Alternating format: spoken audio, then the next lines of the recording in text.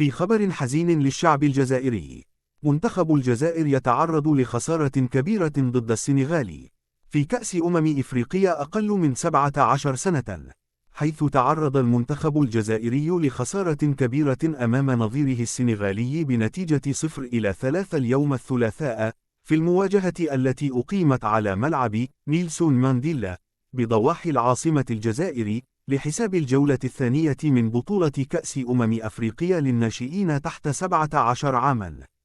وسيطر لاعبو السنغال على المباراة منذ بدايتها وحتى صافرة النهاية، وتمكنوا من التحكم في زمام الأمور قبل أن يستطيع أمارا ديوف تسجيل هدف التقدم عند الدقيقة 45+4 إثر هفوة قاتلة من الحارس الجزائري ماستياس حماش في إبعاد الكرة.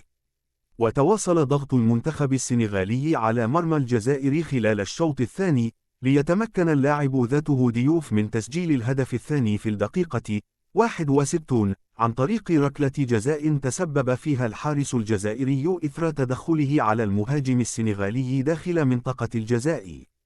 وفي الوقت الذي أجرى فيه المدرب الجزائري أرزقي رمان بعض التبديلات الهجومية من أجل تقليص النتيجة، ظهر مامادو سوان ليسجل الهدف الثالث لام أسود التيرانجا ويقتل المواجهة عند الدقيقة 86 ليضمن بذلك تأهل منتخب بلاده إلى دور الثمانية.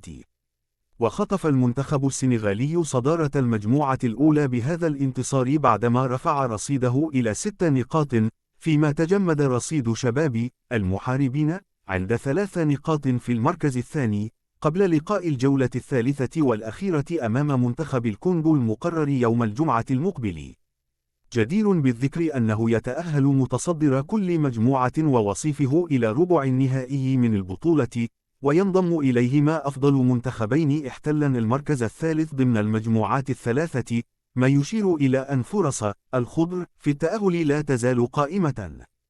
ونتمنى التوفيق للمنتخب الجزائري في المباراة القادمة. لا تنسوا الاشتراك وتفعيل الجرس